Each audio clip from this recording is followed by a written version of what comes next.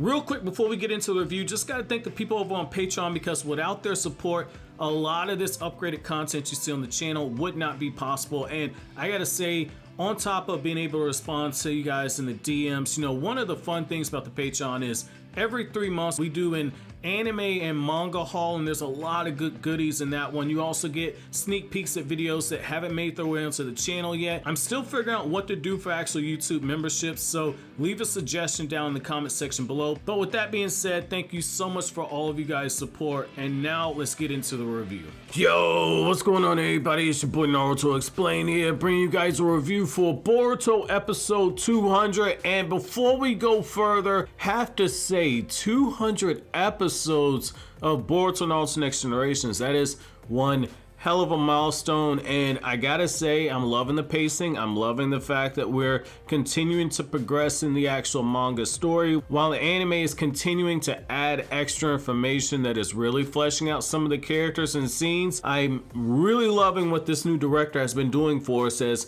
a fandom. So with that being said though, I'm gonna go ahead and assume that you've seen the last episode. So I like the fact that, like I said in the intro, they're kind of adding extra scenes. So now we're actually seeing that like Boro wasn't just there like in the manga. It was kind of implied he was more of a holographic projection. It would explain why the different members are actually there, and I like that you see that bit, and it kind of continues to tie up the whole thing of, oh, there's a traitor inside of the Kara organization. If you've been keeping track of it, essentially you know that Kashi and Koji and Amado are the only two people who have not been put under suspicion for being the actual traitor. So the traitor is going to be one of those two characters. So I like how the anime is kind of building that bit right there up, and I also like the fact that when you see Delta get her body reactivated, you see one common theme in there, which is the fact that that drone comes in, and then once that drone actually attaches onto the stand that they have, you see these purple lines come through. Essentially, that drone is Delta's consciousness. That's why in the last episode review, I kind of slipped up and I said like, yo, you know, Naruto just got rid of one of Delta's bodies. So Delta has 2 more bodies. But what I like there is that you just see that when it comes to Delta, this is a repeated theme, which is the fact that, you know, when Delta gets out of that pod, she blows everything up. She's essentially turning into a raging bitch, if you will. And what I like on that instance there is you see how the different car members are kind of playing off each other and how they're interacting. And I like how when all of a sudden they get the revelation that like, yo, Boruto's the one that gets the Karma Seal, you see how things just immediately change. Like Code's like, no, after Momoshiki got defeated, we checked the Hokage and we didn't see anything. We didn't see a Karma Seal. And then Code immediately craps on himself and he says, could it be Sasuke Uchiha who has the Karma Seal? And that right there was interesting to me, because it's like they looked at Naruto and they said like, hey, if he's got the karma, whatever. They see Sasuke, they say, oh shoot, now Sasuke, this man ain't rusty, he'll cut our heads off. Like I like seeing that little bit there. Now moving onward though, I gotta say that when we got to that part where they reveal like, oh snap, so Momoshiki was using Boruto as a vessel, and you get that reveal. I like the way that the anime drew that better than what you saw in the manga. However, I was a little disappointed. I would have hoped that they added some actual motion to that instead of just drawing the picture and then just going keyframe from the bottom all the way up to the top. I would have liked to actually seen like something like with Momoshiki actually grabbing on a Boruto's arm and lifting him up and reaching towards the heart, where you see the actual movement of the arm or some type of fluttering. But that's cool though. Art in that scene is beautiful enough to where, you know, I'm not even gonna nitpick on that part. But I gotta say, moving on to the whole Naruto and Kawaki relationship, I like what you see here, how Naruto's beginning to teach Kawaki about the whole element of how chakra is used and what Ninshu is without actually name dropping Ninshu. I like how you see Naruto beginning to start the teachings of the Sage of Six Paths.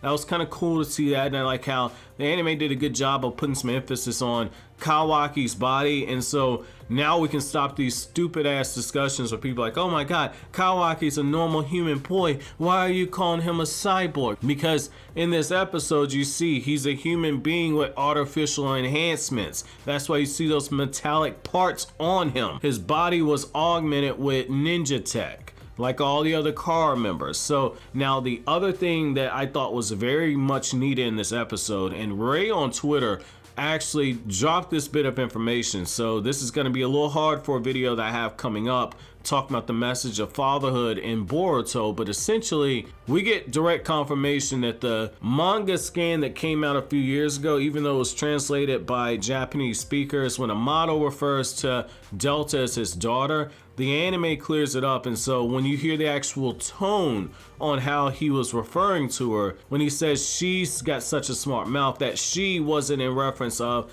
an actual child, that she was more so in the reference of that girl. So that's kind of cool to see that, okay, like the anime cleared that bit up. I like that the anime cleared it up, because when you actually hear the way that it's actually said, it's kind of like sarcasm, where if I say one thing, you can tell from the tone of my voice I'm being sarcastic, but if you read it, you're like, oh my god, he's such a dick. So I like that they kind of cleared that bit up right there. Now, another thing I thought was pretty interesting was the fact that we see the training with Sarada and Sasuke. And I know a few people are probably disappointed that we don't see extensive training with them, but we do see some training. So when future events happen in the anime, you should feel happy now, because you did see some extent of the actual training, so you know that Sarada is going to continue it. And I gotta say, this was actually pretty huge right here, because I like the fact that Sasuke breaks it down for her, and when he tells her that this was a jutsu that the 6 Hokage passed down to him, that's kind of interesting right there, because essentially Sarada's going to work her butt off to learn that jutsu, not just because it's her father's jutsu, but it was created by a Hokage and that's her dream. So I like the fact that you're seeing jutsu being passed down to the new generation. I know a few people are disappointed with that, but that's the theme of Naruto.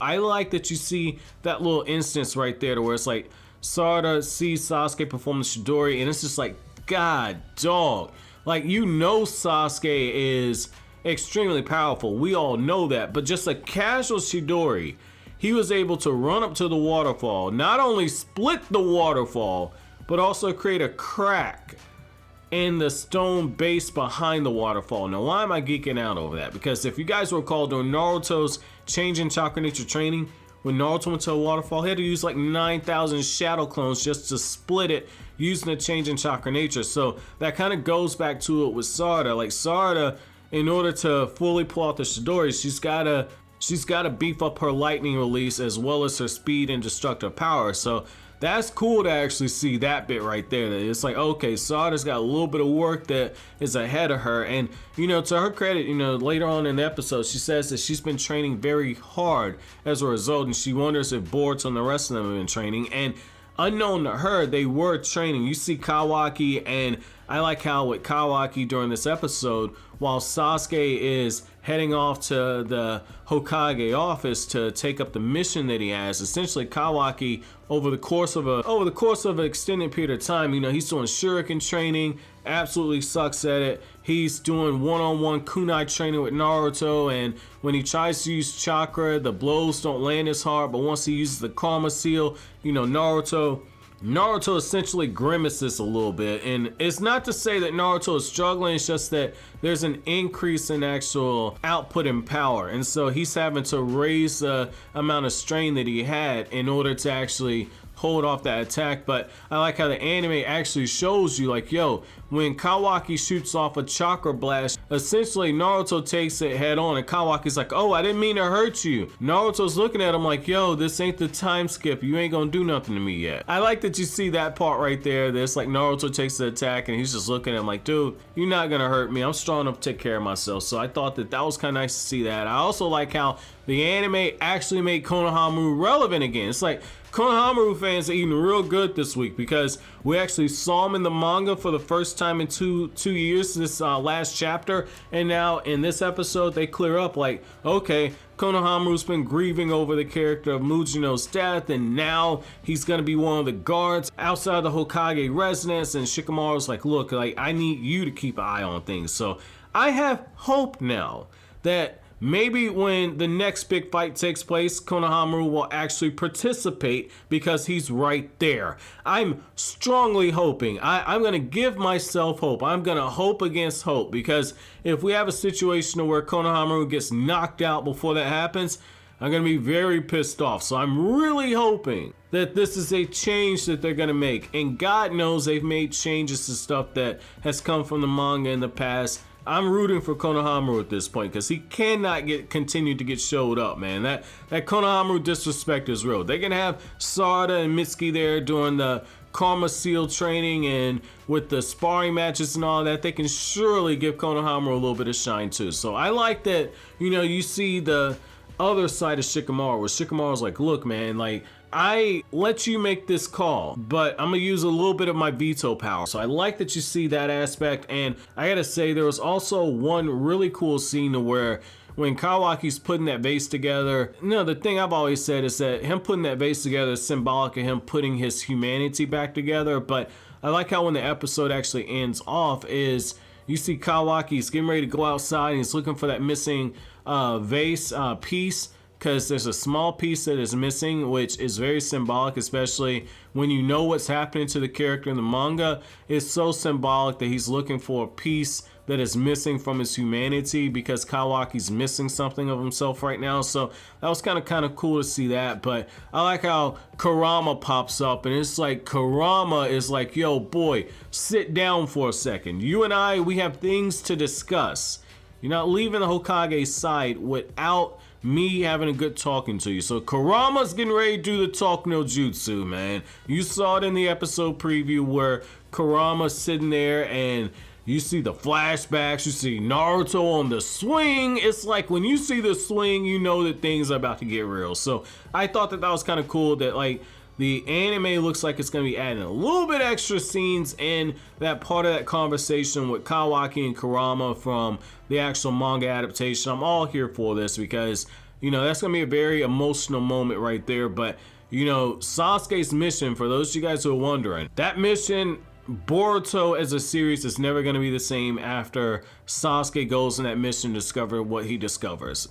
From here on out, this is me telling you, if they stick solely to the manga from here on out, you guys are not prepared for what's getting ready to happen. That's not even cap. I'm not hyping it up and nothing like that. Like, you ain't prepared for what's getting ready to happen, man. So my episode question to you guys, I'm gonna have two for you. So I'm gonna have one about the episode, and then I'm gonna have one as a little bit of a lighthearted question, you guys. So we'll start with the lighthearted one first. So now that we are 200 episodes into the Boruto anime, 200 episodes, what episode was your favorite out of all 200 episodes? Let me know what your top 5 favorite episodes are, or if that's too hard, let me know what your top 5 favorite moments in the anime were. Now, my other episode question to you guys is, how do you guys feel about actually seeing Konohamaru being involved and actually seeing the fact that Sarada's doing her Chidori training and Kawaki's getting training directly under Naruto? How do you feel about actually seeing those scenes fleshed out?